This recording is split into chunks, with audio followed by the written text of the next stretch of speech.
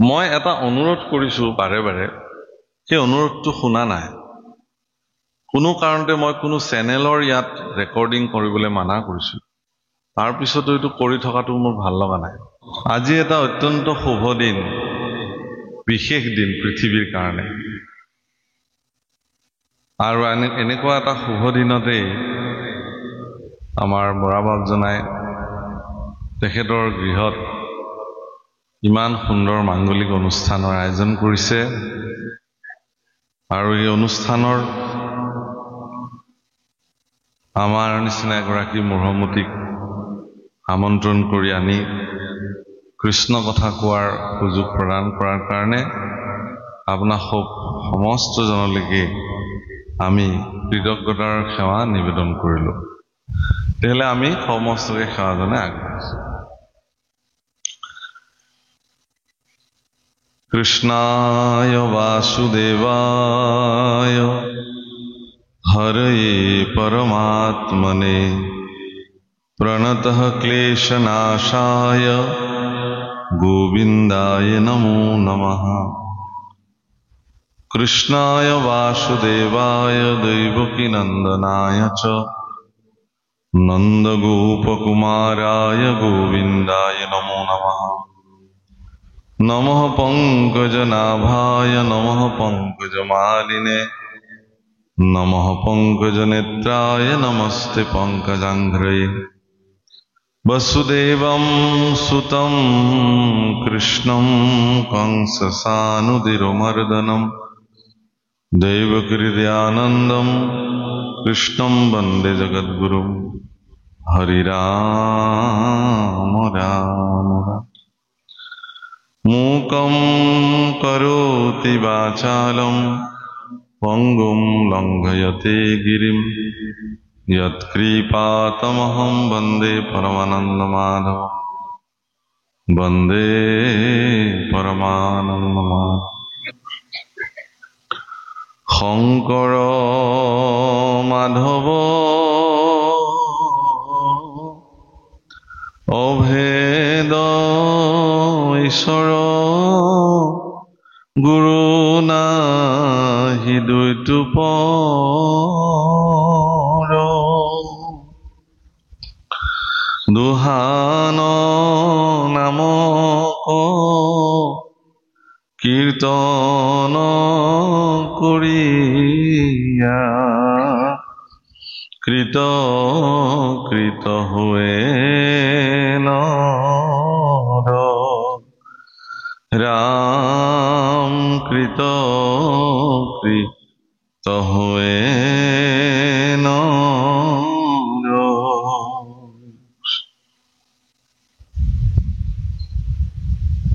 তোমাৰ শৰণ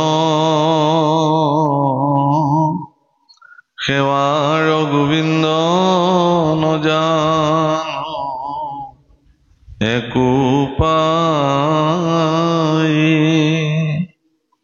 যিমতে সেৱাত ৰহিব কৰোণা কৰিতে হৰি জুৱাই। ৰাম কৰিতে হৰি জুৱাই। আজি গুৰু পূৰ্ণিমা আৰু সমগ্ৰ বিশ্বৰ কাৰণে এক বিশেষ দিন। এইকাৰণে যে আজি পৃথিৱীৰ সমস্ত গুৰুসকল পূজিত হ'ব। মানে গুৰুবিহীন জ্ঞান জগতৰ কাৰণে কেতিয়াও মংগলজনক নহয়। গুৰুবিহীনভাৱে কোনেও একো শিক্ষা লভিব নোৱাৰে। গুৰুবিহীনভাৱে কোনেও জীৱনত সঠিক মাৰ্গ প্ৰশস্ত কৰিব নোৱাৰে। সেইকাৰণে এই জীৱন নৌকাখনৰ সাৰথি যদি ভগৱান হয়, তেনেহলে ইয়াৰ কাণ্ডাৰী আকৌ গুৰু। গুৰুক গুৰুবিহীন মন্ত্ৰ পাখীবিহীন কাৰ বুলি কৈছে। কাৰ এডালৰ পিছফালে যে পাখি লগোৱা থাকে, সেই পাখি নলগালে ধনুৰ্বিদজনে তেওঁৰ কাৰডাল বা তীৰ পাত য'ত নিৰ্দিষ্ট স্থানত লগাব খোজে লগাব নোৱাৰে, বিচ্যুতি হৈ যায়। অৰ্থাৎ আপোনাৰো মন কাৰ য'ত নিক্ষেপ কৰিব খোজে, যলৈকে লৈ যাব খোজে, তালৈকে লৈ যাব নোৱাৰিব যদি গুৰুবিহীনভাৱে আগবাঢ়ে। আজিৰ দিনটো গুৰু পূৰ্ণিমা হিচাপে লোৱাৰ মুখ্য কাৰণ হ'ল এইটোৱেই যে আজি ভগৱান কৃষ্ণ দ্বৈপায়ন বেদব্যাসৰ জন্মদিন। ভগৱান কৃষ্ণ দ্বৈপায়ন বেদব্যাস মই এইকাৰণে ভগৱান বুলি কৈছো যে ভগৱন্ত পুৰুষৰ চতুৰ্বিংশতি অৱতাৰৰ অন্যতম ভগৱান বেদব্যাস। আৰু ভগৱান বেদব্যাস যদি জগতলৈ নাহিলহেঁতেন তেতিয়াহ'লে আজি এনেকে সন্মুখত বৌদ্ধিক জগতৰ সৰ্বশ্ৰেষ্ঠ ব্যৱস্থা ভাগৱত বা অন্যান্য শাস্ত্ৰ বেদাদি শাস্ত্ৰসমূহক লিপিবদ্ধ ৰূপত হয়তো আমি নাপালোহেঁতেন। ভাৰতবৰ্ষৰ সনাতনী পৰম্পৰাত বা মহাপুৰুষা পৰম্পৰাত, ঈশ্বৰ সেৱাৰ পৰম্পৰাত শাস্ত্ৰকো গুৰু মনা হয়, শাস্ত্ৰকো ঈশ্বৰ মনা হয়। ভাগৱত শাস্ত্ৰক সাক্ষাৎ ভগৱানৰ মূৰ্তি বুলি ধৰা হয়। একাদশ স্কন্ধত স্পষ্ট বৰ্ণন হৈছে, তেনায়ম বাংময় মূৰ্তি প্ৰত্যক্ষঃ বৰ্ততে হৰে সেৱনাৎ শ্ৰৱণাৎ পাঠাৎ দৰ্শনাৎ পাপনাশিনী। শ্ৰীমদ ভাগৱত সাক্ষাৎ ভগৱানৰ বাংময় মূৰ্তি, আৰু এই বাংময় মূৰ্তি ভাগৱত ইয়াক কোনোবাই সেৱা কৰিলে, পাঠ কৰিলে, শ্ৰৱণ কৰিলে, এনেকি দৰ্শন কৰিলেও সমস্ত পাপৰ পৰা মুক্ত হ'ব পাৰে। গতিকে ভগৱান বেদব্যাসৰ জন্মদিনটোকে গুৰু পূৰ্ণিমা হিচাপে ধৰা হয়। আৰু এই গুৰু পূৰ্ণিমাতে প্ৰতিগৰাকী শিষ্যই নিজৰ নিজৰ গুৰুসকলৰ প্ৰতি পূজ্য মনোবৃত্তিৰে ভক্তি ভাৱেৰে সেৱা অৰ্চনা কৰাৰ আজি এটা বিশেষ দিন। এনেতো গুৰুৰ প্ৰতি সৰ্বদা সমৰ্পিত ভাৱনা থাকিব লাগে। একাদশ স্কন্ধত সেইকাৰণে কৈছে যে আমাক চিনাওৱে গুৰু কৃপাময়, মোক যিজনে চিনাকি কৰি দিব পাৰে তেওঁৱেই গুৰু। ৰামচৰিত মানসত প্ৰাৰম্ভণিতে গোস্বামী তুলসীদাসে এটি বৰ সুন্দৰ কাহিনী বৰ্ণন কৰিছে। সেই কাহিনী এগৰাকী ভক্তৰ কাহিনী, যাৰ নাম কাক ভুচুণ্ডী চৰিত্ৰ, এগৰাকী কাউৰীৰ চৰিত্ৰ।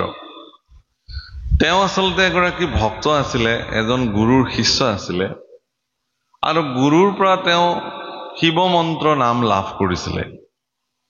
আৰু তেওঁ যেতিয়া এদিন শিৱ মন্দিৰত বহি ভগৱান শিৱৰ নাম জপ কৰি আছিলে, সেই সময়তে সেই স্থানত গুৰু আহি পালে। তেওঁ গুৰু অহা দেখিছে, কিন্তু শিষ্যতকে তেওঁ অধিক গুৰুতকে তেওঁ অধিক পাৰদৰ্শী হৈ পৰিল, জনপ্ৰিয় হৈ পৰিল। মানুহে তেওঁক জানে এগৰাকী প্ৰসিদ্ধ ভক্ত বুলি, পুৰুষ বুলি।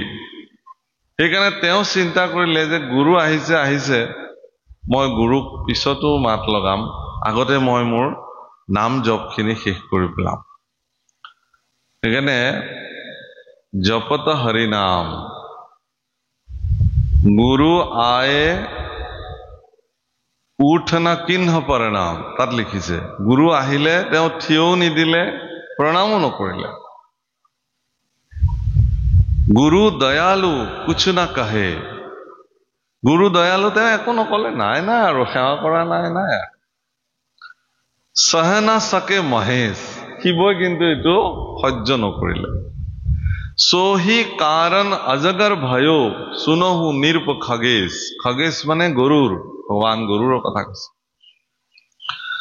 এই কথা কাক ভুচুণ্ডী নামৰ ভক্তজনে গৰুৰৰ আগত কৈছে যে এইটো মোৰ জীৱনৰ চৰিত্ৰ তুমি শুনা যে মই আছিলো সেই ব্যক্তিজন যে মই গুৰু অহাৰ কাৰণেও গুৰুৰ প্ৰতি মোৰ প্ৰণাম নকৰিলো থিয় নহলো এই কাৰণে মোক গুৰুদেৱে একো নকলে কিন্তু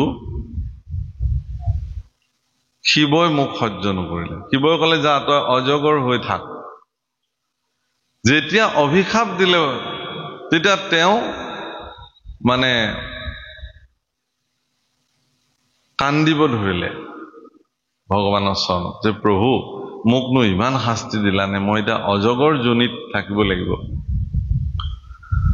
শিষ্যৰ এনেকুৱা দুখ দেখি গুৰুৰ মনতো দুখ উপজিল গুৰুৱে এইবাৰ আকৌ শিৱক প্ৰাৰ্থনা কৰিব ধৰিলে হে প্ৰভু জীৱবিলাক স্বভাৱতেই এওঁলোক দোষ কৰাৰ প্ৰৱণতা থাকে গতিকে তেওঁৰ দ্বাৰা এটা ত্ৰুটি হৈ গ'ল বাৰু তাৰ কাৰণে মোৰ শিষ্যক তুমি ইমান শাস্তি দিব নালাগে মই তোমাৰ হৈ প্ৰাৰ্থনা কৰিলো এই বুলি গুৰুৱে শিৱৰ প্ৰতি খুব সুন্দৰ স্তোত্ৰ আৰম্ভ কৰিলে সংস্কৃত স্তোত্ৰ গুৰুৰ স্তুতিত এইবাৰ ভগৱান এনেকুৱা সন্তুষ্টি হৈ গ'ল হৈ ক'লে যে ঠিক আছে মই তাকতো অভিশাপ দিলোৱে এইটো হ'বই লাগিব অজগৰ কিন্তু অজগৰ হৈ থাকিও যি তেওঁ যন্ত্ৰণা বা নিকাৰ পাবলগীয়া আছিল সেই নিকাৰটো তেওঁ আৰু নাপায় এইখিনিয়ে মই কৃপা কৰিলো আৰু অতি সোনকালে তেওঁ পুনঃ মনুষ্য জন্ম প্ৰাপ্তি হ'ব সেইমতে কাম এইবাৰ আকৌ মনুষ্য হ'ল অযোধ্যাত আৰু তেওঁ এইবাৰো আকৌ এগৰাকী গুৰু হিচাপে ভজনা কৰিলে এতিয়া হ'ল কি এইবাৰ যে গুৰুৱে যদি এটা কয় তেওঁ তাতকে ওপৰত কয় আকৌ একেটাই ঘটনা গুৰুৱে যদি এক কয় তেওঁ আকৌ ৩-৪ কয় গুৰুৰ খং উঠিলে ক'লে এতিয়া তুমি গুৰু নে ময়ে গুৰু ধৰিবই নোৱাৰা হ'ল এনেকুৱা শিষ্যৰ চৰিত্ৰ হ'ব নোৱাৰে গুৰুৰ সন্মুখত শিষ্যসকল সৰ্বদা বিনম্ৰ ভাৱনাৰে থাকিব লাগে নম্ৰ ভাৱনাৰে থাকিব লাগে যদি গুৰুৰ সন্মুখত কোনো শিষ্যই উচ্চ বাচ্য কৰে তেলে এইটো পাখণ্ড চৰিত্ৰ যোৱা তুমি পাখণ্ড জীৱ হৈ থাকা এই বুলি অভিশাপ দিলে কাউৰী হৈ থাকা তুমি এতিয়া কাউৰী হ'ল এইবাৰ তেওঁ গুৰুৰ চৰণত এনেকুৱা স্তুতি কৰিব ধৰিলে যে গুৰুদেৱ মোৰ ভুল হৈ গ'ল মোক তুমি ক্ষমা কৰা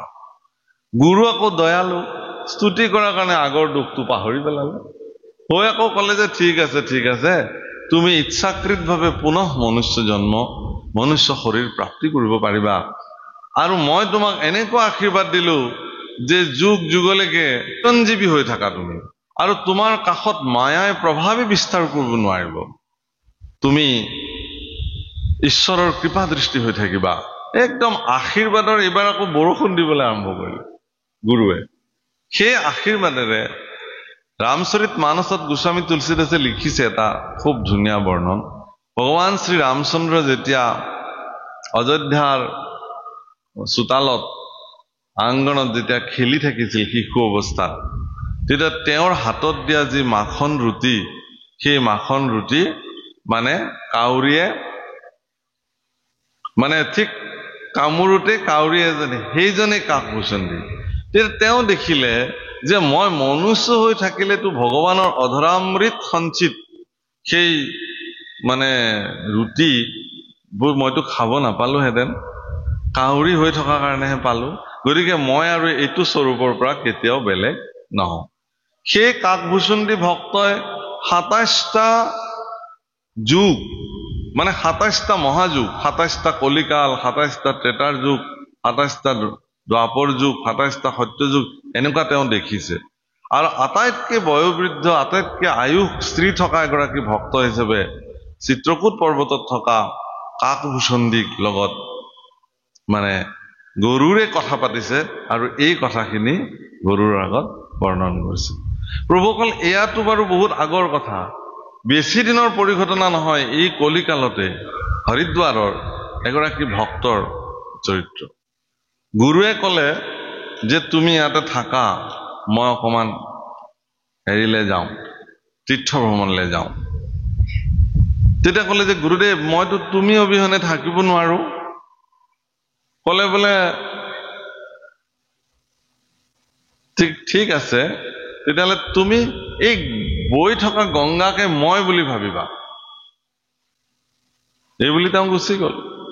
এতিয়া গুৰুদেৱ যোৱাৰ পিছৰ পৰা শিষ্যই কোনো কালে গংগাত স্নান কৰা নাই, কাৰণ সেয়াটো গুৰু হৈ গ'ল। গুৰুৰ ওচৰত তেওঁ খোজ দিয়ে কেনেকে? বাকী অন্যান্য শিষ্যসকলে আচৰিত হ'ল যে ইজন মানুহে স্নান নকৰে গংগাত, এনেই গৈ গংগাত অভিষেক কৰে, পূজা কৰে, কিন্তু গংগাত স্নান নকৰে, নানামে তেওঁ গংগা। কি হ'ল মানুহজনৰ? গুৰু এনেকে বহুকাল বছৰৰ পিছত গুৰু যেতিয়া উভতি আহিছে, শিষ্যবিলাকে তেওঁক জনাইছে যে আপুনি যিজন প্ৰধান শিষ্য সকলো দায়িত্ব দি থৈ গৈছিল, তেওঁ কিন্তু আপুনি যোৱাৰ পিছত এদিনো তেওঁ গংগা স্নান কৰা নাই। তেতিয়া গুৰু বুজিবলৈ বাকী নাথাকিলেও, মই গংগাকে গুৰু বুলিলো যেতিয়া এইটো কৰিলে। তেতিয়া গুৰুৱে ক'লে ইয়াকতো গংগাত নমাব লাগিব মই।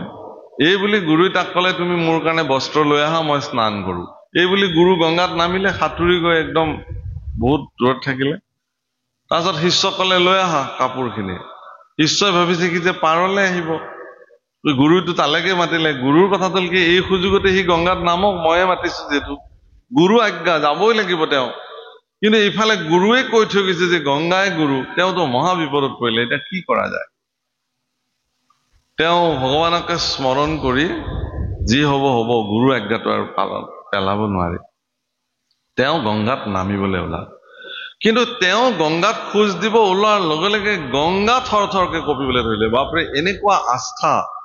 গুৰুৰ বাক্যকে মান্যতা দি গংগাকে গুৰু বুলি মানি ইমান বছৰে গংগাত খোজ নোথোৱা ভক্তই, তেওঁৰ এই যিটো আস্থা এতিয়া নিমিষতে শেষ হৈ যাব। সেইকাৰণে তেওঁ যি স্থানতে খোজ দিলে তাতেই প্ৰকাণ্ড প্ৰকাণ্ড শ্বেত বৰ্ণৰ পদুম ফুল একোটা হবলৈ ধৰিলে, আৰু প্ৰত্যেক পদুম ফুলৰ ওপৰে ওপৰে তেওঁ খোজকাঢ়ি গৈ গুৰুক তেওঁ বস্ত্ৰ প্ৰদান কৰিলে। আৰু এই দৃশ্য সকলোৱে দেখিলে। সেইদিনাখনৰ পৰা তেওঁৰ নাম পাদ পদ্মেশ্বৰ মহাৰাজ বুলি তেওঁক জনাজাত আছিলে। তাৰমানে প্ৰভুসকল, গুৰুৰ প্ৰতি থকা যিটো আস্থা, গুৰুৰ প্ৰতি থকা যি সন্মান, গুৰুৰ প্ৰতি থকা যি পূজ্য ভাৱনা, সেই ভাৱনাই দৰাচলতে মানুহক উচ্চ কোটি ভাৱনালৈ লৈ যায়। গুৰুবিহীন জ্ঞান, ইয়াৰ কোনো মূল্য নাই। আমাৰো অসমৰ কাৰণে সৌভাগ্য যে আমি শংকৰদেৱ, মহাপুৰুষ মাধৱদেৱ, শ্ৰীমদ দামোদৰ দেও, হৰিদেউ, এনেকুৱা প্ৰসিদ্ধ গুৰুসকল আমাৰ মাজত আহিছিল।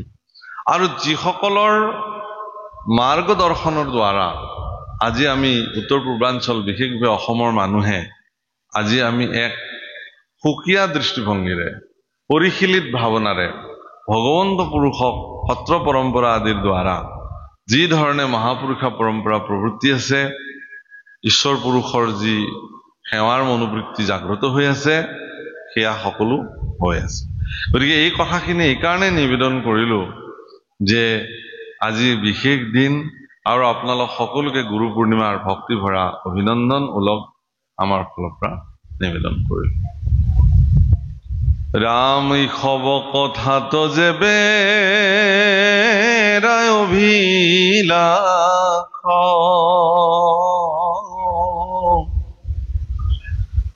নুহি পৰমাৰ্থ ইটো বচন বিনাশ। ৰাম যাহা ক শুনিলে হুৱে, কৃষ্ণ তভ কতি, কহু পৰমাৰ্থ কথা শুনিও নৃপতি।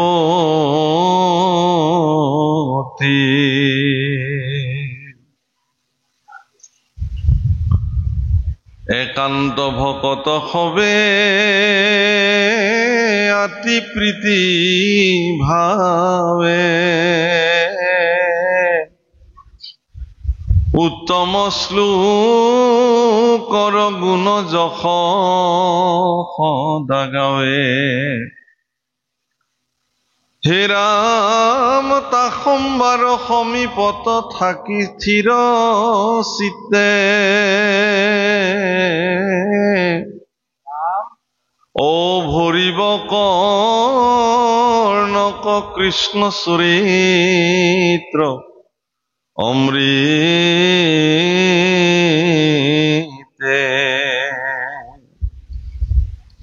অতি উত্তম কথাৰে আজিৰ অধ্যায় আৰম্ভ হৈছে যে আজি শ্ৰীমদ ভাগৱত শাস্ত্ৰই পৰম মংগলময় কথাৰে আপোনাক সবক ভৰপূৰ কৰিব খুজিছে যে আজি এনেকুৱা কথা অকমান কোৱা হ'ব যিখিনি কথা অতি পৰমাৰ্থ আৰু যি কথাৰ দ্বাৰা কৃষ্ণত কেনেকে ভক্তি হ'ব এই সম্পৰ্কে আৰু এই কথা ভাৰতীয় আধ্যাত্মিক জগতৰ এগৰাকী মহিৰুহু স্বৰূপ পৰম নিৰ্গুণবাদী পুৰুষ মহামহন্ত মুনীন্দ্ৰ মহন্ত মহামুনি সুখদেৱ ভগৱানে এই কথা মহাৰাজ পৰীক্ষিতৰ সন্মুখত বৰ্ণন কৰিছে। ভাগৱতৰ প্ৰাৰম্ভণিতে পৰীক্ষিত সম্পৰ্কীয় কিছু প্ৰশ্ন নিবেদন হৈছিল যে তেওঁ যদি ইমানেই প্ৰজাবৎসল আছিলে, তেখেত যদি ইমানেই ভক্তিবান লোক আছিলে, যুধিষ্ঠিৰৰ দৰে ধৰ্মৰাজৰ তেওঁ বংশধৰ আছিলে, তেলে তেওঁৰ নিচিনা এগৰাকী ব্যক্তি কিয় ইমান তৰুণ কালতেই তেওঁ প্ৰাণ ত্যাগ কৰিবলগীয়া হ'ল? অকাল মৃত্যু তেওঁ কিয় ল'বলগীয়া হ'ল? তেওঁতো পূৰ্ণতঃ বয়স প্ৰাপ্তি কৰি ভগৱন্ত পুৰুষৰ সমীপলৈ যাব লাগিছিল, কিন্তু ইমান তৰুণ কালতে তেওঁ কেলে যাবলগীয়া হ'ল? শৌনক প্ৰমুখে ঋষিসকলে মহামুনি সুতলে পৰীক্ষিত সন্দৰ্ভত এই প্ৰশ্ন প্ৰাৰম্ভণিতে নিবেদন কৰি ৰাখিছে।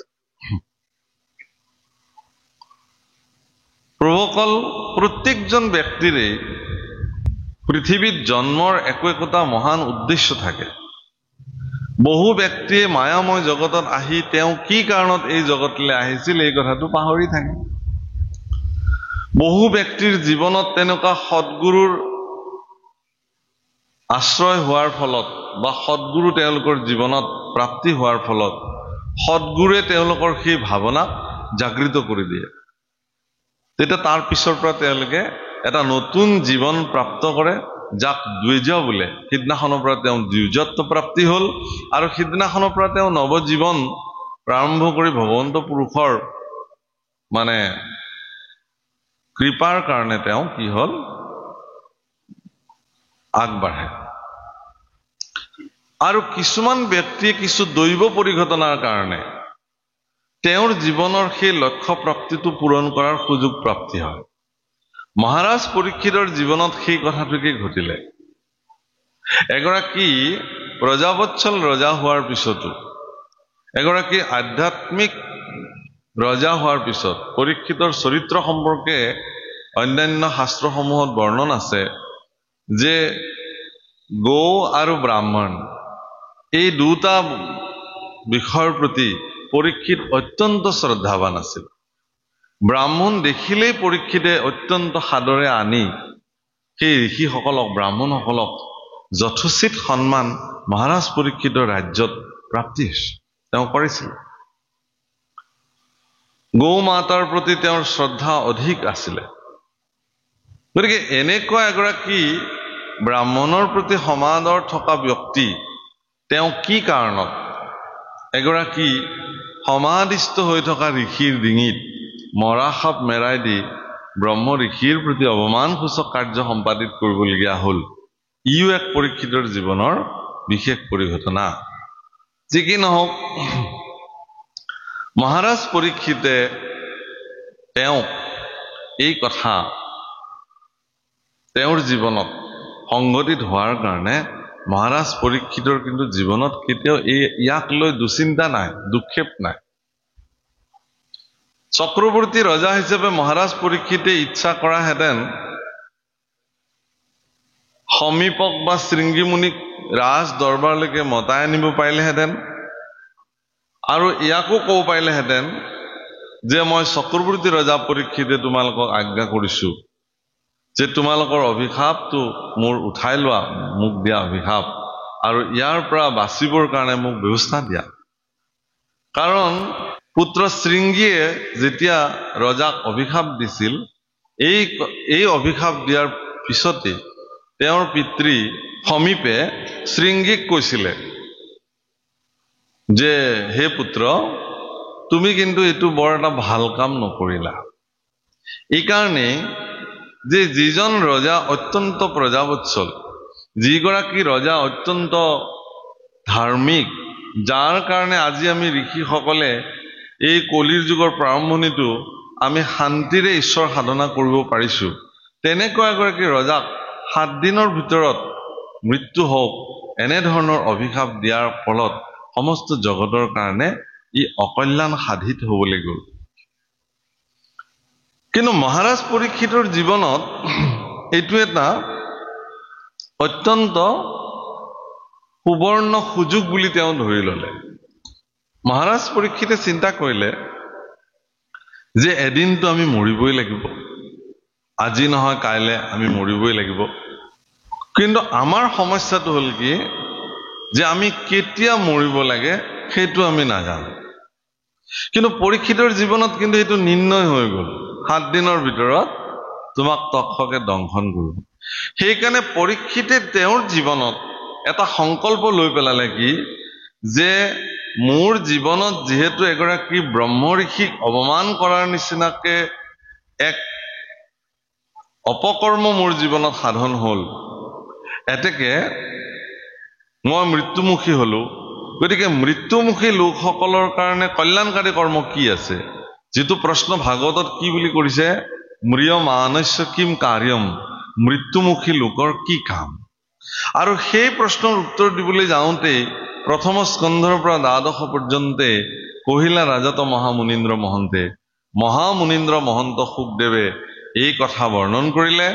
আৰু আহি 12 স্কন্ধত তেওঁক ব্ৰহ্মজ্ঞান প্ৰাপ্তি কৰাই মহাৰাজ পৰীক্ষিতে মৃত্যুমুখী পৰীক্ষিতে জীৱনৰ পৰম সদ্গতি প্ৰাপ্তিৰ কাৰণে তেওঁ সুন্দৰভাৱে তেওঁৰ জীৱন ধন্য কৰিলে।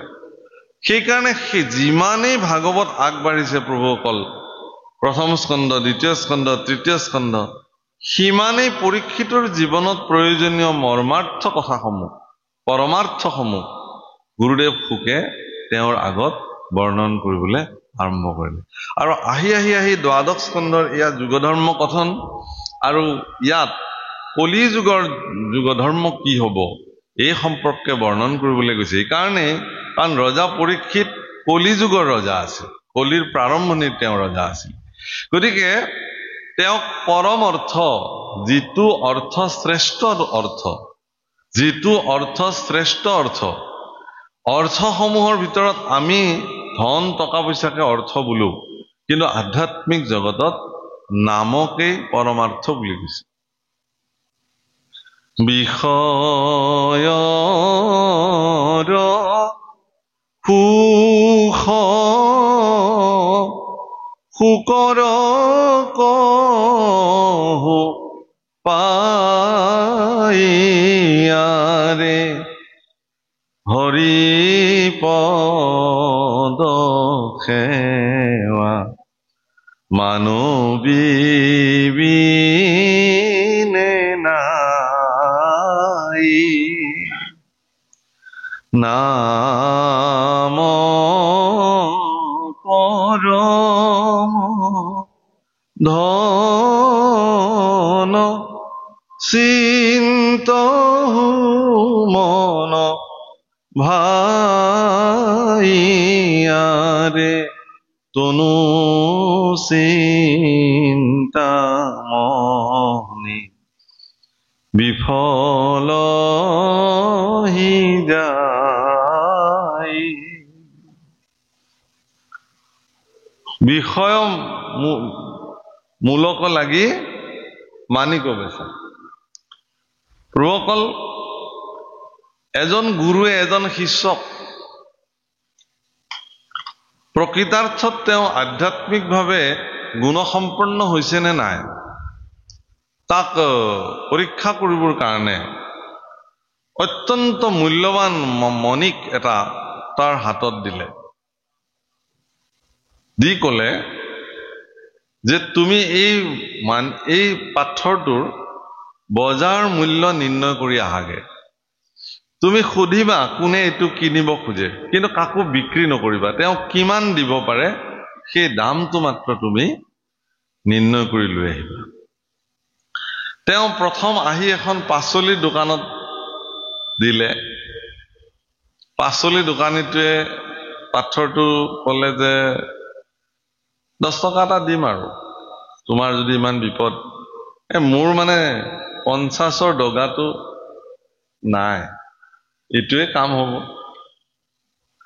তাৰ পিছত আৰু এখন দোকান ঠিক আছে দিয়া আৰু এখন দোকানলৈ গ'ল সেই দোকানখনে আকৌ ক'লে যে এইটো মই ঘৰতে সজাই থব পাৰিম ভাল দেখিবলৈ ধুনীয়া 100 টকা এটা দিম কিন্তু এনেকে আহি এজন জৌহৰী অৰ্থাৎ সোণ ৰূপৰ যিজন কৰ্ম কৰা মানুহ তেওঁৰ হাতত যেতিয়া পৰিলে তেওঁৰ ফালে চাই ক'লে তুমি এইটো ক'ত পাইছা তোমাক যিমান লাগে মই সিমান টকা দিম কিমান কোটি টকা লাগিব কোৱা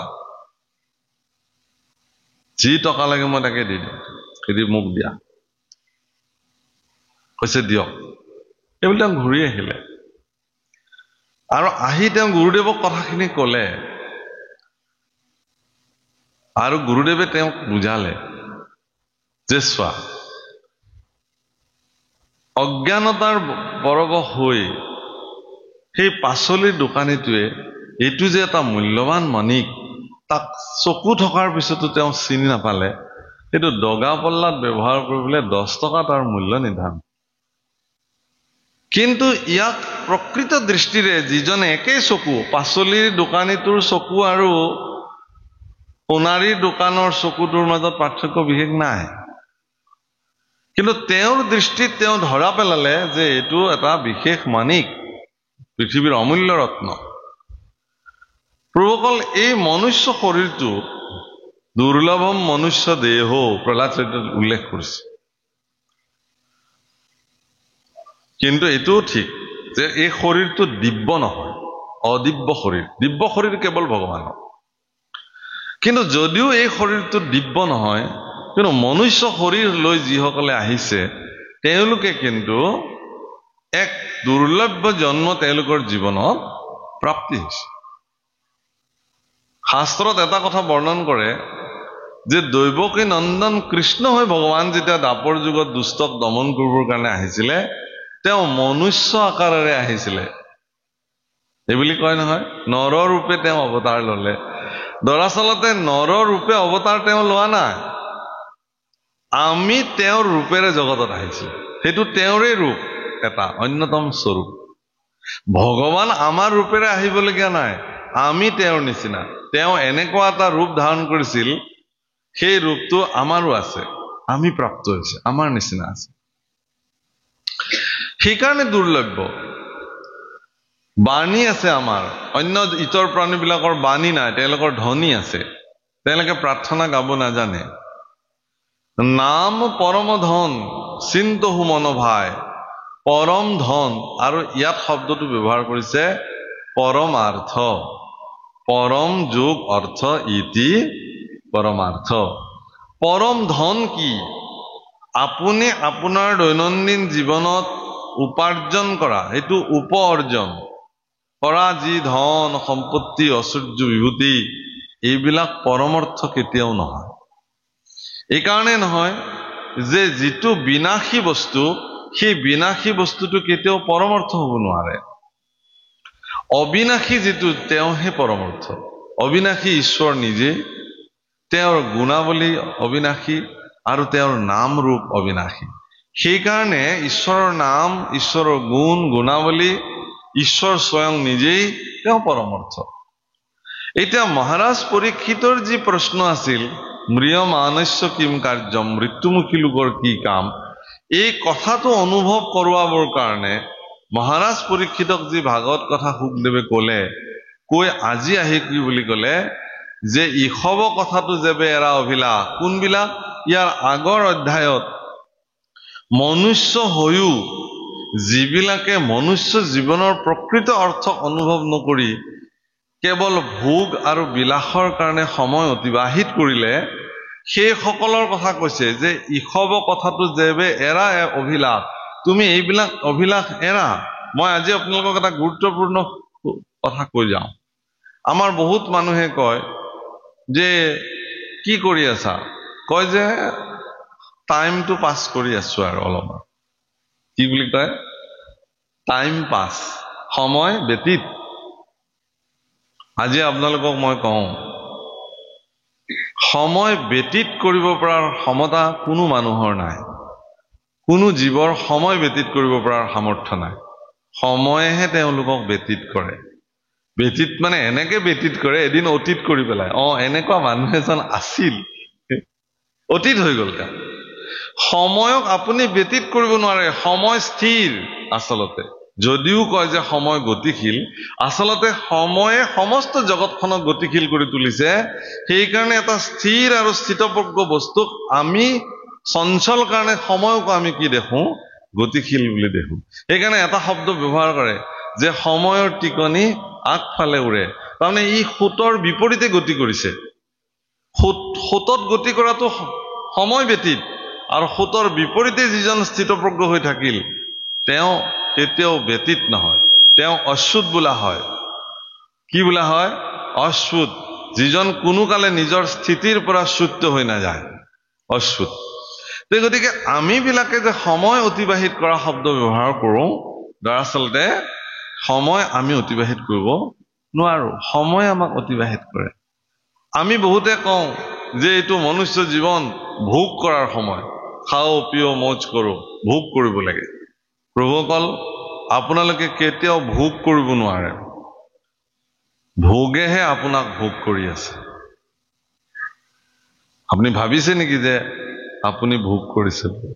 পৃথিৱীৰ সৰ্বশ্ৰেষ্ঠ, আপুনিতো অগ্নিহোত্ৰ ব্ৰাহ্মণ, প্ৰত্যেকজন ব্যক্তি ব্ৰাহ্মণ বুলি কোনো জাতত জন্ম হলে এজন ব্ৰাহ্মণ নহয়তো। জন্মানত জায়তে শূদ্ৰাহ সংস্কাৰ দ্বিজো স্ফুতি বেদোধ্যায় ভৱেত বিপ্ৰ ব্ৰহ্ম জানন্তি যশ ব্ৰাহ্মণ। বাকী যিসকল তিনিটা জাতি আছে, বৈশ্য, ক্ষুদ্ৰ আৰু ব্ৰাহ্মণ, এই তিনিটা জাতিৰ প্ৰাৰম্ভিক স্তৰটো ক্ষুদ্ৰ। আৰম্ভণি তেওঁ ক্ষুদ্ৰত হ'ব, তেওঁৰ জন্ম ক্ষুদ্ৰ হ'ব, জন্ম ক্ষুদ্ৰ মতেই জন্ম। জন্মানত জায়তে শূদ্ৰাহ। সেইকাৰণে কৈছে যে চতুৰ্বৰ্ণম ময়া সৃষ্টা গুণ কৰ্ম বিভাগস্য, মই গুণ আৰু কৰ্মৰ দ্বাৰাহে ইয়াক বিভাজিত কৰিছো, জন্মৰ লগ্নে নহয়। এজন যদি কোনোবা জাতত ব্ৰাহ্মণ হৈও তেওঁ যদি চণ্ডালৰ কৰ্ম কৰে, তেওঁক মানুহে ব্ৰাহ্মণ বুলি সমাদৰ কৰিব জানো? কোনোবা এজন জাতত তথাকথিত যদি তেওঁ চণ্ডাল হৈও তেওঁ যদি সঁচা অৰ্থত মহামানৱীয় দৃষ্টিভংগীৰে ঈশ্বৰৰ চৰণত সমৰ্পিত ভাৱনাৰে এক সংস্কাৰিত জীৱন অতিবাহিত কৰে, মানুহে কি তেওঁক চণ্ডাল বুলি ধৰিব নেকি? তেওঁক আনি বেদীত বহুৱাই সেৱা কৰে ব্ৰাহ্মণ বুলি। গতিকে কৰ্ম অনুযায়ী আপোনাৰ কৰ্মই আপোনাক সিদ্ধান্ত দিছে তথাকথিত আপুনি কি। ক্ষুদ্ৰ জাতি বা নিজ জাতি, যাক অন্তজাতি বুলি কোৱা হয়, অন্তজাতি কোনবিলাক জানে? যাৰ মন আৰু মানসিকতাত সদায় নিজ ভাৱনাৰ ক্ৰীড়া কৰি থাকে, সদায় তেওঁ তলৰ চিন্তা কৰি থাকে, কাৰ অকল্যাণ কৰিব পাৰো, কাৰ কল্যাণত যাৰ মন জ্বলি পৰি শেষ হৈ গৈছে।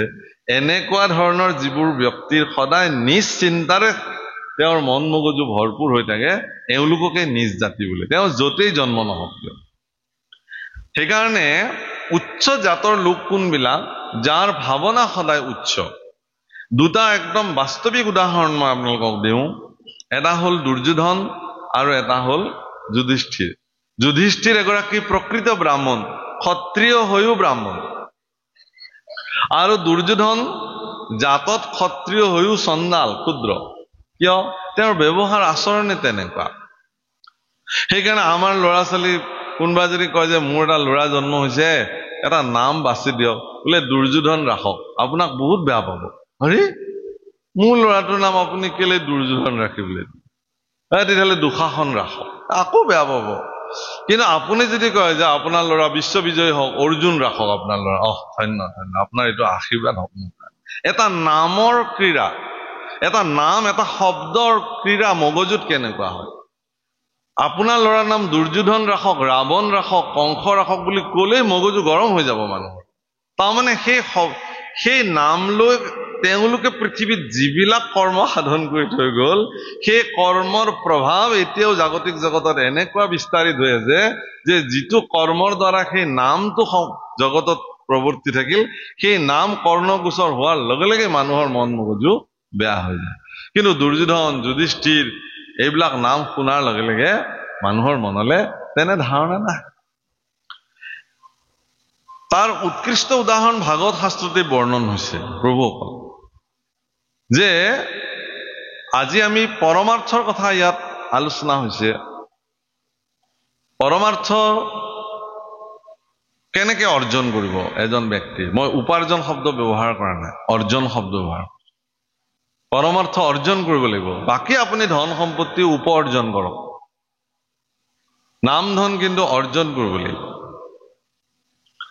আপুনি যি পৰিস্থিতিত নাথাকক কিয়, যি পৰিৱেশত নাথাকক কিয়, পৰিৱেশক দোহাই দি পৰিৱেশৰ প্ৰতি আপুনি মানে অজুহাত দেখুৱাই আপুনি ঈশ্বৰৰ চিন্তা নকৰাকে থাকিব নোৱাৰে, নালাগে। বোলে আপুনি কেতিয়া মানে শৰণ ল'ম বুলি ভাবিছে, কেতিয়া মানে আপুনি ঈশ্বৰৰ নাম ল'ম বুলি ভাবিছে? বোলে মই ৰিটায়াৰ্ড হৈ লওঁ, তাৰপিছত মই এনেকে লাগিম নহয়, আপোনালোকে দেখিব। ৰিটায়াৰ্ড হোৱাৰ পিছতো নাহে মানুহজন, সমাজলৈ ওলাই নাহে। বোলে আপুনি কৈছিলে বোলে ৰিটায়াৰ্ডৰ পিছত সমাজৰ লগত অকমান লাগি চাতি দিব, ক'ত আপোনাক দেখোন নেদেখো। বোলে বৰ ডাঙৰ কথা হ'ল নহয়, ৰিটায়াৰ্ডৰ পিছত একো কামেই নোহোৱা হ'ল বুলি ভাবি মই ব্যৱসায় এটা সৰুকে আৰম্ভ কৰিলো নহয়, এতিয়া মই আহৰিয়ে নাপাওঁ। মানে মানুহৰ কি হয় চিন্তাটো, যে মানুহে বৈষয়িক জগতত ইমান সংপৃক্ত হৈ থাকিব খোজে, তাৰ পৰা তেওঁ আহৰি ল'ব নোখোজে। সেইকাৰণে কি হয়, ঈশ্বৰ চিন্তাটো আপুনি অমুক হলে মই কৰিম, তমুক হলে কৰিম, এনেকুৱা ভাৱনাৰে নলৈ যেতিয়াই আপুনি বিৰাম পাইছে, যেতিয়াই আপুনি সুযোগ পাইছে আপোনাৰ দৈনন্দিন কৰ্মৰ মাজেৰে, তেতিয়াই আপুনি ঈশ্বৰ স্মৰণ কৰি যাওক। আপোনাৰ দৈনন্দিন জীৱনত যি কৰ্মৰ দ্বাৰা আপুনি ধন সম্পত্তি উপাৰ্জন কৰিছে, তাৰ মাজেৰে যিকণ অমূল্য সময় আপুনি সদ্ব্যৱহাৰ কৰি ভগৱানক স্মৰণ কৰিছে, সেইখিনি অমূল্য সময় আপোনাৰ জীৱনৰ কাৰণে ব্যতীত নোহোৱা সময়, হিচাবৰ সময়। মনত ৰাখিব, মই আগত যিটো কথা কৈছো, সেই সময়টো আপোনাৰ জীৱনৰ পৰা ব্যতীত হৈ যোৱা নাই। কৃষ্ণ সন্মুখী হৈ থকা সময়খিনি আপোনাৰ জীৱনৰ জমা হোৱা সঞ্চিত সময়। আপোনাৰ 100 বছৰীয়া জীৱন কালত কিমানখিনি সময় আপুনি কৃষ্ণ সন্মুখী হৈ থাকিলে, এই কথা হিচাবৰ কথা। সেইকাৰণে এই কথাটো যিজনে উপলব্ধি কৰি পেলাই ঈশ্বৰ নাম বুজিব, তেওঁৰ জীৱনত পৰমাৰ্থ নিৰ্ণয় হ'ব, পৰমাৰ্থ তেওঁ উপাৰ্জন কৰিব। গতিকে দুৰ্যোধন আৰু যুধিষ্ঠিৰৰ ক্ষেত্ৰত পাৰ্থক্য কেনেকে, যে পৰম জ্ঞানী বেদজ্ঞ শাস্ত্ৰজ্ঞ হস্তিনাপুৰৰ মহামন্ত্ৰী বিদুৰে এদিন ৰাজসভাত আৰম্ভ হোৱাৰ পিছতে বিদুৰৰ প্ৰতি ধৃতৰাষ্ট্ৰই এটি প্ৰশ্ন নিবেদন কৰিলে, যে হে মহামন্ত্ৰী বিদুৰ, বোলে মহাৰাজ আজ্ঞা কৰক, মই আজি তোমাৰ পৰা অকপটচিত্তে এটা কথা জানিব খুজিছো, যে আমাৰ এই ৰাজ্য ভাৰৰ সম্পত্তিৰ ভাগ আমি যুধিষ্ঠিৰ প্ৰমুখে পঞ্চপাণ্ডৱক দিয়াটো উচিত হ'ব নে নাই, তুমি ক'ব লাগে। মোৰ পৰামৰ্শ এইটোৱেই আপোনাৰ প্ৰতি মহাৰাজ, এগৰাকী মন্ত্ৰী হিচাপে মোৰ ৰজাৰ প্ৰতি দিয়া মোৰ শ্ৰেষ্ঠ মন্ত্ৰণা এইটোৱেই, যে আপুনি যিখন ৰাজসিংহাসনত বিদ্যমান হৈ আছে, সেই ৰাজসিংহাসনত অত্যন্ত শ্ৰদ্ধাপূৰ্বক সন্মানেৰে মহাৰাজ যুধিষ্ঠিৰক তাত অধিষ্ঠিত কৰাব লাগে। এইটো মোৰ মত। কিহৰ কাৰণে?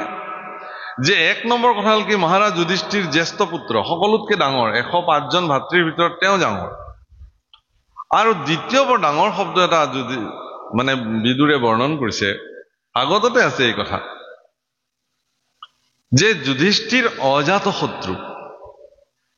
অজাত শত্ৰু শব্দৰ অৰ্থটো কি? যাৰ শত্ৰু নাই, হয়নে? কিন্তু নহয়, যাৰ মন আৰু মানসিকতাত শত্ৰু ভাৱনাৰ জন্ম নহয় তেওঁক অজাত শত্ৰু। অজাত, জাত মানে জন্ম, শত্ৰু ভাৱনা যাৰ জন্মই নহয়। গতিকে এগৰাকী অজাত শত্ৰু যিদিনাখন ৰাজসিংহাসনত অধিষ্ঠিত হৈ ৰজা হ'ব, নিশ্চিতভাৱে তেওঁ প্ৰজাবৎসল হ'ব। গতিকে যুধিষ্ঠিৰক ৰাজসিংহাসন দিব লাগে, এইটো মোৰ পৰামৰ্শ। তেতিয়া ধৃতৰাষ্ট্ৰই বিদুৰক ক'লে যে এই কথাটো আমাৰ দুৰ্যোধনে নামানিব নহয়। দুৰ্যোধনেতো নামানিব এই কথাটো, কাৰণ দুৰ্যোধনে ইতিমধ্যে দাঁত চেলাই আছে পুৰা নিজে ৰজা হৈ বহিবৰ কাৰণে। যুৱৰাজ হয়তো থাকিলেই সাজু হৈ আছে, কেতিয়া মোক সিংহাসনৰ পৰা আঁতৰাই তেওঁ নিজে ৰাজসিংহাসনত বহিব পাৰে এইটোলে তেওঁ বাট চাই আছে।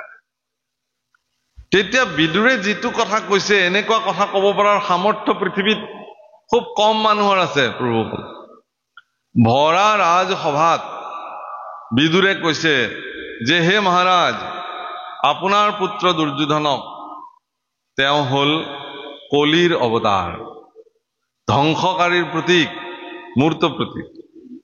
গতিকে এই হস্তিনাপুৰৰ যদি মান মৰ্যাদা ক্ষমতা তুমি যদি অটুট ৰাখিব খুজিছা, তেতিয়াহ'লে তুমি তোমাৰ পুত্ৰ দুৰ্যোধনক পৰিত্যাগ কৰা, এই মুহূৰ্ততে ত্যায্য কৰা। যদি এজন পুত্ৰক ত্যাগ কৰাৰ ফলত তোমাৰ যদি শতপুত্ৰ বাকীসকল বাচি যায়, সুন্দৰ ৰাজ্য এখন প্ৰৱৰ্তি থাকে, তেতিয়াহ'লে ইয়াত অসুবিধা কি? এই বুলি কবলেহে পালে দুৰ্যোধনে একদম থিয় হৈ গৰ্জিবলৈ আৰম্ভ কৰিলে, ঐ দাসী পুত্ৰ, তোক আমাৰ মাজত সোমাবলৈ কোনে আজ্ঞা কৰিছে? অথচ সম্পৰ্কটো তেওঁ খুৰাক হয়, হয়নে? খুৰাক হয়। কৈছে যে ইয়াক ৰাজ্যৰ পৰা খেদি দিব লাগে, মই আজ্ঞা কৰিছো, চিপাহী আহা, এওঁক গতিয়াই গতিয়াই একদম সীমা বাহিৰ কৰি দিয়া, যাতে ইয়াক নেদেখে।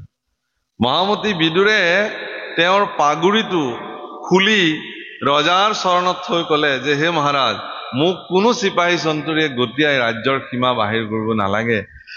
ইতিমধ্যে মই হস্তিনাপুৰ পৰিত্যাগ কৰিবৰ কাৰণে সম্পূৰ্ণ মন মানসিকতাৰে প্ৰস্তুত হৈ আছো। মোক মাত্ৰ আজ্ঞা যিহেতু হৈয়ে গ'ল, মই এই আজ্ঞাটো ল'বলৈ বাট চাই আছিলো। এই মুহূৰ্ততে মই হস্তিনাপুৰৰ যি প্ৰধানমন্ত্ৰীৰ দায়িত্বত আছিলো তাক পৰিত্যাগ কৰিলো আৰু মই তীৰ্থ ভ্ৰমণলৈ ওলালো বুলি বেগাই বেগাই ভাগৱতত লিখিছে যে ইমান খৰ খেদা খোজেৰে তেওঁ কেতিয়া হস্তিনাপুৰৰ সীমা পাৰ হ'ব, কেতিয়া হস্তিনাপুৰৰ সীমা পাৰ হ'ব, হস্তিনাপুৰৰ সীমা পাৰ হৈ তেওঁ দীঘল দীঘল নিশ্বাস তাৰি সমস্ত তীৰ্থসমূহ গোটেই জীৱন পৰিভ্ৰমণ কৰিছে।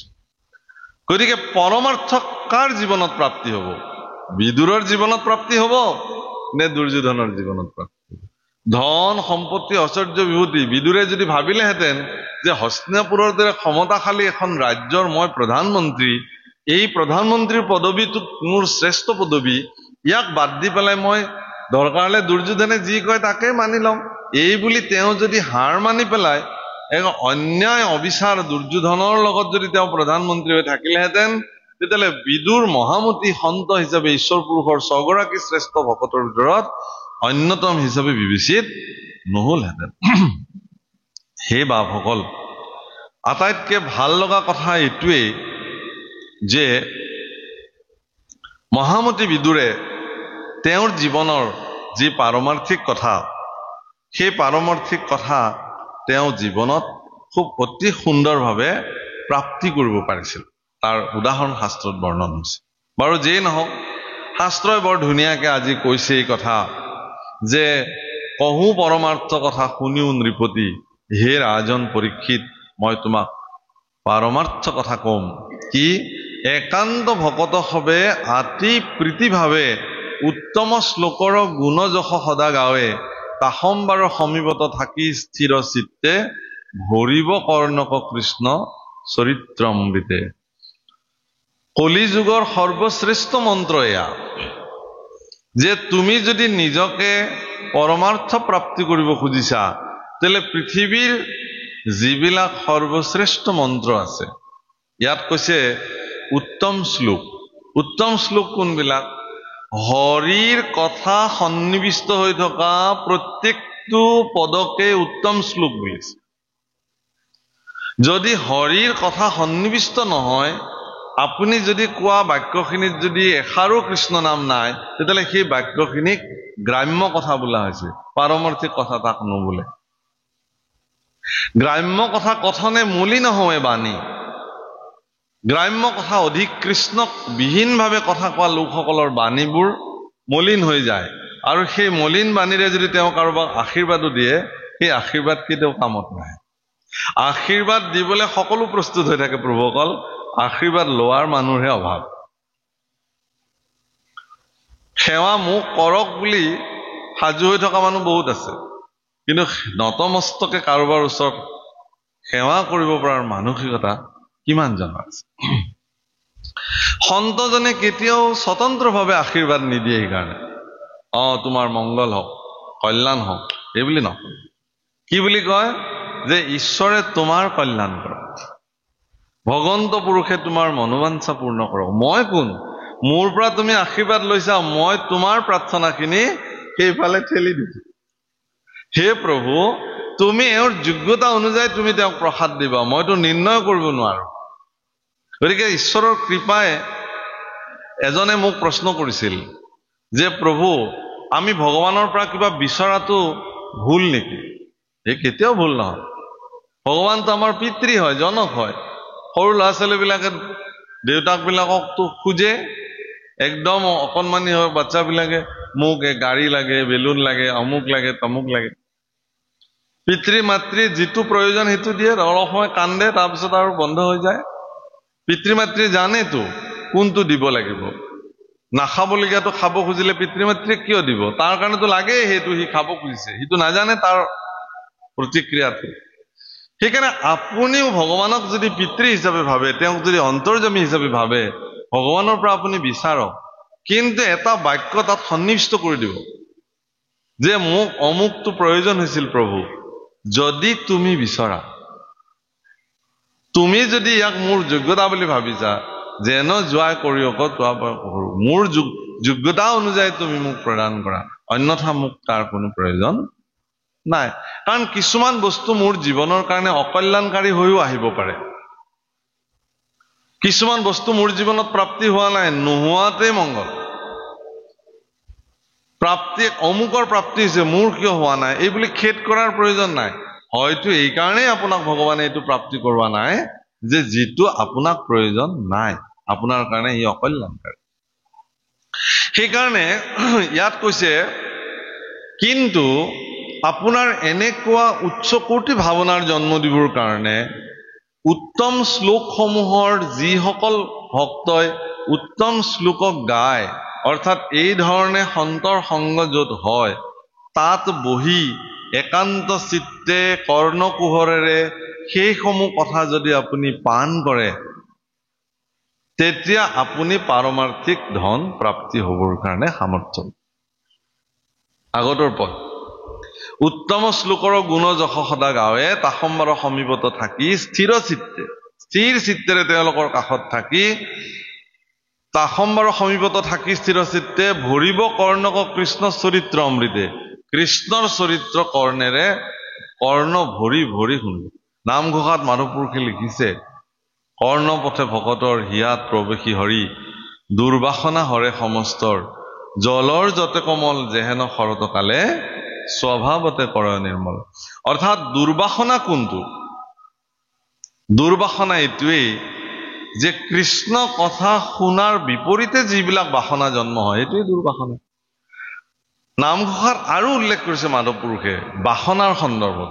বাসনা প্ৰত্যেক মানুহৰে আছে প্ৰভুসকল, বাসনাক বাদ দি কোনো জীয়াই থাকিব নোৱাৰে। কিন্তু সেই বাসনা যদি আপোনাৰ সুবাসনা হয়, তেতিয়াহ'লে আপুনি মুক্ত হবলৈ গৈ আছে। আৰু যদি দুৰ্বাসনা হয়, তেতিয়াহ'লে আপুনি বন্ধন, আকৌ বন্ধনৰ উপৰি বন্ধন পোৱাটো নিশ্চিত। কেনেধৰণে উল্লেখ কৰিছে? সুবাসনা দুৰ্বাসনা দুই, বন্ধৰ মুখৰ মূলহেতু, শুনা যেন মতে উপজ পুৰুষত উপাসনা দুৰ্বাসনা দুই বন্ধৰ মুখৰ মূল হেতু আপোনাৰ জীৱনৰ বন্ধনৰ মূল কাৰণ দুৰ্বাসনা আৰু আপোনাৰ জীৱনৰ মুক্তি হোৱাৰ মূল কাৰণে হ'ল উপাসনা অৰ্থাৎ মই যদি সন্তৰ সংগত বহি কৃষ্ণৰ চৰিত্ৰমৃত শুনাৰ হেপাহ মোৰ জীৱনত ঘটিছে তেতিয়াহ'লে আপোনাৰ জীৱনত উপাসনা সৃষ্টি হৈছে অন্যথা এইবিলাকনো কি শুনি থাকিম দিয়ক আপুনি অকমান আগবাঢ়ক গৈ মোকো মাতিছে মই অকমান লাহে ধীৰে যাম আৰু শেষৰ ফালে বেছি বহি থাকিবও নোৱাৰো নহয় অন অসুবিধা আছে অকমান পাৰিলে মোক অকমান মেছেজ এটা দিবচোন সেই খবৰ হলে মই এবাৰ দেখা দিম অৰ্থাৎ ইয়াত এনেকুৱা ব্যক্তিও আপোনালোক আহিছে যে য'ত আৰম্ভণি হোৱাৰ বহুত আগৰ পৰাই ইয়াত বাট চাই আছে কিহৰ কাৰণে কিহৰ তাৰণা কৃষ্ণ কথা শুনি সেইকাৰণে কলিৰ যুগৰ শ্ৰেষ্ঠ মহাফল হ'ল সৎসংগ কাশী যায় মথুৰা যায় যায় হৰে দুৱাৰ রে चार धाम तीर्थ फिर आवे मन का नहीं सुधार रे सत्संगत जग सार साधु सत्संगत जग सार सत्संग जग सार साधु संग जगतत सार साधु संग আপুনি কাশী যাওক মথুৰা যাওক যলে না যাওক কিয় যিমান তীৰ্থ স্নান নকৰক কিয় যদি সাধু সংগ জীৱনত অনুসৰণ কৰিব নোৱাৰিলে তেতিয়াহ'লে এইবোৰ অসাৰ প্ৰতিপন্ন হয় তীৰ্থত গৈও আপুনি সাধু সংগই বিচাৰি পাব লাগিব আমাৰ এনেকুৱা ব্যক্তি আমি লগ পালো জগন্নাথত তেওঁ ক'লে যে আমি জগন্নাথৰ ভিতৰলৈ নাযাওঁ এনেই মন্দিৰটোৰ চৌপাশে ঘূৰিলে আৰু তেওঁলোকে তীৰ্থ ভ্ৰমণ সামৰি সাগৰৰ পাৰত এগালমান মণিমুকুতা ক্ৰয় কৰি বেগ ভৰাই লৈ গৈছে কিহৰ কাৰণে নাচাওঁ আৰু আমি নোৱাৰো চাব সেই বাপসকল তীৰ্থস্থানত ঈশ্বৰৰ যিসমূহ স্থান আছে বিশেষ সেই স্থানসমূহ আপুনি দৰ্শন কৰাত অসুবিধা একো নাই আপুনি দৰ্শন কৰক হেপাহেৰে দৰ্শন কৰক প্ৰাণ ভৰি দৰ্শন কৰক দৰ্শনটো বেলেগ বস্তু এনেই চোৱা আৰু দৰ্শন কৰাৰ মাজত পাৰ্থক্য আছে এনেই চকুৰে চাইছো আৰু তাক দৰ্শন কৰিছো এজন ব্যক্তিক মই এনেই চাইছো আৰু তেওঁক দৰ্শন কৰিছো এইটোৰ মাজত পাৰ্থক্য আছে এগৰাকী ব্যক্তিক দেখিলো আৰু ব্যক্তি এনেকুৱা কিন্তু তেওঁৰ ভিতৰলৈ ভুমুকিয়াই চাবলৈ মই যত্ন কৰিছো তেখেতৰ ব্যক্তিত্বক অনুধাৱন কৰিবৰ কাৰণে মই প্ৰয়াস কৰিছো তেখেতে কোৱা ভাল চৰিত্ৰ কথাসমূহ জানিবৰ কাৰণে মই প্ৰয়াস কৰিছো তেওঁৰ দৰ্শনটো মই জানিবৰ কাৰণে ইচ্ছা কৰিছো এইটো দৰ্শন কি আছে লক্ষ্যজনে আহি ইয়াতে কিয় সেৱা কৰিছে নিশ্চয় ইয়াত কিবা এটা আছে কিবা এটা নিশ্চয় আছে নহলেনো মানুহ লক্ষ লক্ষ মানুহ তালে যাবনে ইমান দূৰ পাহাৰ পৰ্বত বগাই বগাই মানুহ তীৰ্থস্থানলৈ ক্ষেত্ৰস্থানলৈ যায় কেলে যায় নিশ্চয় কিবা এটা তাত আছে পজিটিভ এনাৰ্জি উৰা বা যি ধনাত্মক শক্তি তাত কিবা বিদ্যমান হৈ আছে যিটো গ্ৰহণ কৰিবৰ কাৰণে মানুহ যায় সকলোৰে ভিতৰতে আমাৰ হৃদয় বেদিত ভগৱান আছে তাৰ পিছতো আমি কিয় ইয়ালৈ আহিছো কিয় মন্দিৰলৈ যাওঁ কিয় নামঘৰলৈ যাওঁ এই কাৰণে যাওঁ যে সেই স্থানসমূহত থকা সেই বিশেষ শক্তিয়ে মোক ঈশ্বৰৰ অস্তিত্বক দৃঢ়ভাৱে অনুভৱ কৰিবৰ কাৰণে প্ৰেৰণা দিয়ে মই সেইকাৰণে যাওঁ পালে সেইকাৰণে আহিছো ইয়ালৈ এইটো উত্তম ব্যৱস্থা বুলি কৈছে আৰু পৰীক্ষিতক এই কথা গুৰুদেৱ ফুকে বৰ্ণন কৰিছে হীৰা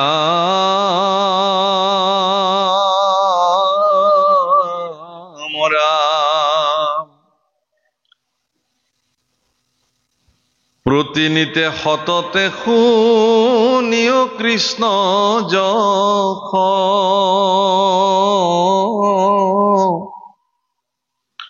ও উপজীবে তেবে সে কৃষ্ণত প্ৰেমৰ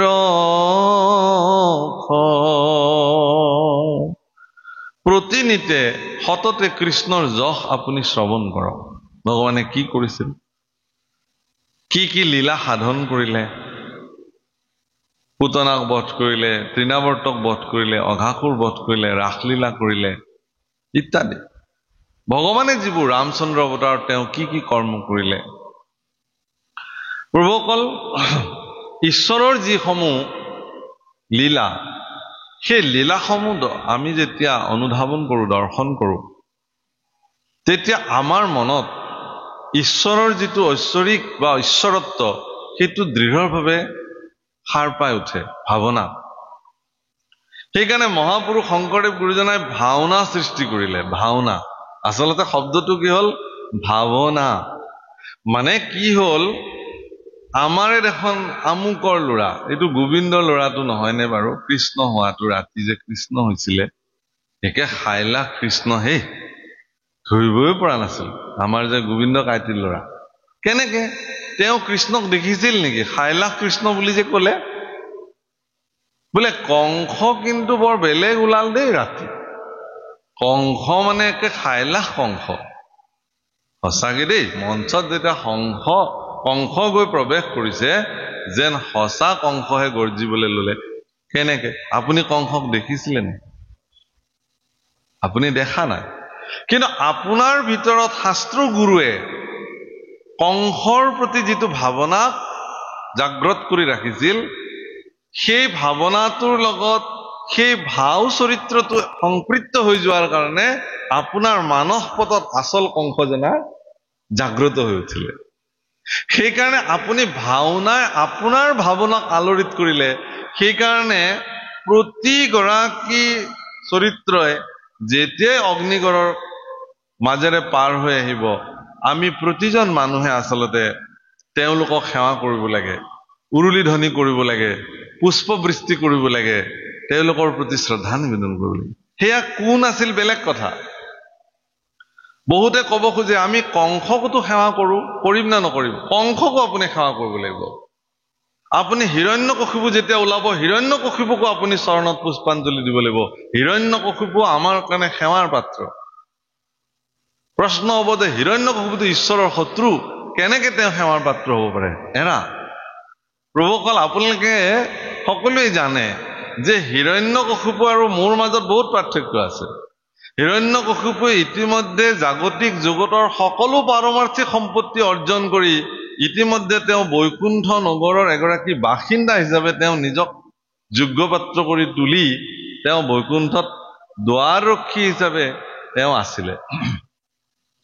কিন্তু ঈশ্বৰ পুৰুষে দেখিলে যে মইতো আৰু ইয়াত বৈকুণ্ঠত থাকিলে নহব, পৃথিৱীৰ নৰ মনুষ্যসকলক মোৰ লীলাৰ দ্বাৰা সমৃদ্ধ কৰি মই যদি তাত লীলা নকৰো, তেতিয়াহ'লে এই নৰসকলে মায়াৰ আচ্ছাদনৰ পৰা মুক্ত হৈ কেনেকে পৰম ধামলৈ আহিব?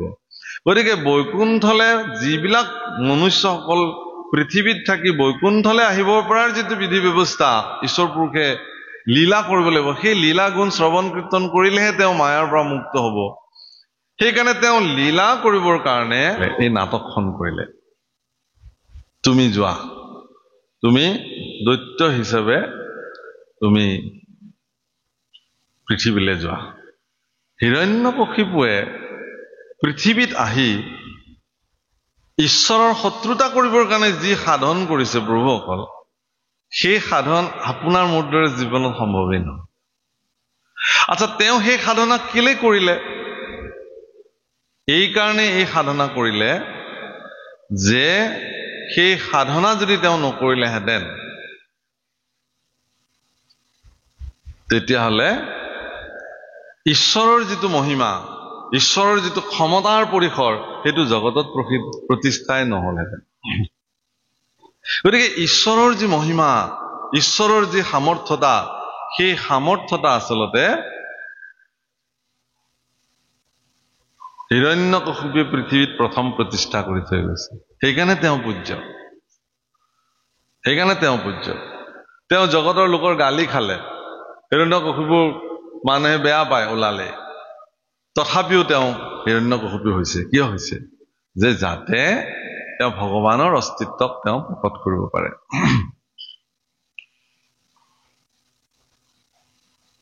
হীৰা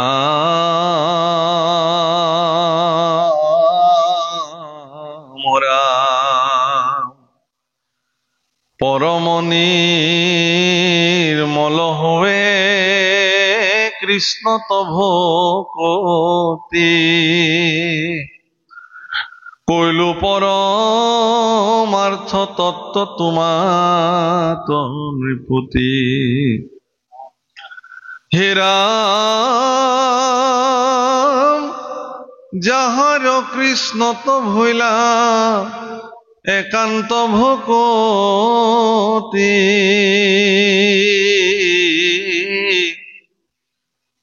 কৈলো পৰমাৰ্থ আৰ যাহাৰ কৃষ্ণ ভৈলা ভকতি অচল তাহাৰে খে গুচিল মনৰ মহামল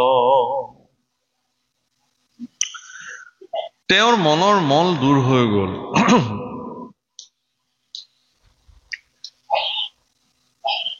তেওঁৰ মনৰ মল দূৰ হ'ল কাৰ যাৰ কৃষ্ণ কথা যিজনে শ্ৰৱণ কৰিল মাধৱপুৰুষে নামঘৰত লিখিছে কৃষ্ণ কথা শ্ৰৱণ কৰিলে তেওঁৰ মনৰ মল দূৰ হৈ যাব মই এটা নিবেদন কৰিম দেই কোনো ইউটিউব চেনেলে যাতে মোৰ এইটো ভিডিঅ' নকৰে মই নিবেদন কৰিছো সকলো আপোনালোকক দেই চেনেল কেইটা বন্ধ কৰিব লাগিব ভিডিঅ'ত মই ইমান প্ৰচাৰ নালাগে আৰু আমাক ভকতে শুনিলেই হ'ব আৰু ইয়াতে মানে সিদিনাখনো মানে এটা হৈছে ঘটনা এই বেছি দিন হোৱাই নাই কিবা মানে মই কিবা খাদ্য প্ৰসংগত কথা এটা কৈছিলো এই শিৱসাগৰৰে এটা চেনেল কোন চেনেল নাজানো মানে ফেচবুকত দিলে মানে মাংস কাটি টুকুৰা টুকুৰি কৰি দিলে হে মানে হেৰি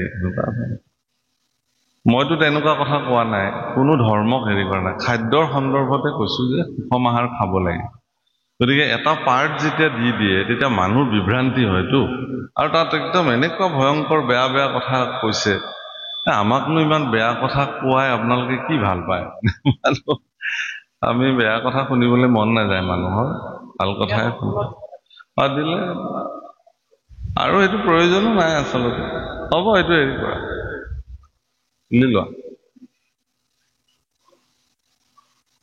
মই সেইকাৰণে সিদ্ধান্তই লৈছো আৰু বোলো মই পাঠেই নকৰো দৰকাৰ হ'লে ইমান প্ৰচাৰ নালাগে আৰু আমাক হৈ গ'ল আৰু ঈশ্বৰে শুনিলেই হ'ব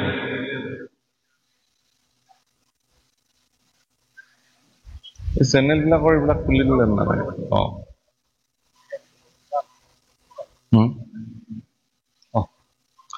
আছে কুশল বহুত দিনৰ মূৰত দেখি কৃষ্ণ